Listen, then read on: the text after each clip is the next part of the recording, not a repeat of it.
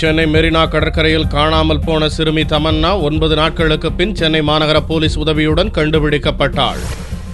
சென்னை மெரினா கடற்கரையில் கடந்த 11ஆம் தேதி மாலை காற்று வாங்க சென்றிருந்தனர் சென்னை ராயப்பேட்டையைச் சேர்ந்த நூர் முகமது குடும்பத்தினர். அவருடன் அவரது மனைவி, மகன் மற்றும் 5 வயது மகள் தமன்னா ஆகியோர் சென்றிருந்தனர். கோடைகாலம் என்பதால் கூட்டம் அதிகம் இருந்தது. கூட்டத்தில் சிறுமி தமன்னா பெற்றோரின் பார்வையிலிருந்து காணாமல் போனாள். தமன்னாவை கண்டுபிடித்து தர முதல்வர் ஜெயலலிதா கருணை காட்ட வேண்டும் என்று அவர்கள் கோரிக்கை வைத்தனர். இந்நிலையில் 9 நாட்களுக்கு பிறகு சிறுமி தமன்னாவை போலீசார் கண்டுபிடித்தனர். இதுபற்றி சென்னை போலீஸ் கமிஷனர் திரிபாதி செய்தியாளர்களிடம் கூறும்போது, தற்போது சிறுமி தமன்னா பயத்துடன் காணப்படுவதால் அடுத்த 2-3 நாட்களில் அவளிடமிருந்து கிடைக்கும் தகவலை வைத்து தமன்னாவை யார் கடத்தினார்கள் என்பதை கண்டுபிடிப்போம் என்று கூறினார்.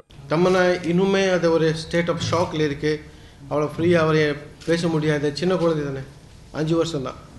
அதனால அவள் கொஞ்சம் வீட்டுக்கு போன பிறகு நல்ல முறையில் 2-3 நாட்களே கண்டிப்பாக தமன்னா க்ளூ கொடுப்பாரு.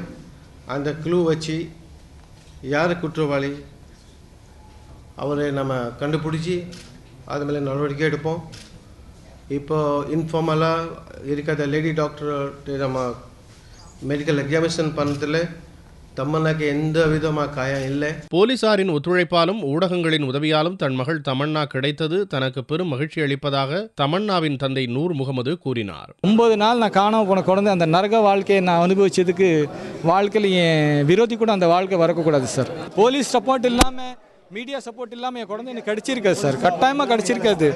அவங்க நான் சப்போர்ட்டுனால தான் இன்றைக்கி என் குழந்தை என் கிட்ட இருக்குன்னு காரணமே இந்த போலீஸ், இந்த மீடியா எல்லாரும், இந்த மக்கள் எல்லாரும் பண்ண பிரார்த்தனால தான், டீம் ஒர்க் தான் சார். எனக்கு என் குழந்தை என் கையில் வச்சிருக்கு. எனக்கு சந்தோஷமாக என் குழந்தை கூட சிரிச்சிட்டு இருக்கு சார். அதுக்கு உங்களுக்கு நான் நன்றி கடனாக இருக்கேன். ரொம்ப ரொம்ப நன்றி. தமன்னா கிடைக்கப்பெற்றதால் அவரது பெற்றோரும் உறவினரும் மகிழ்ச்சி அடைந்துள்ளனர். இதுபோன்ற குழந்தை கடத்தலை தடுப்பதற்கு பெற்றோர்களும் விழிப்புடன் இருப்பது நல்லது.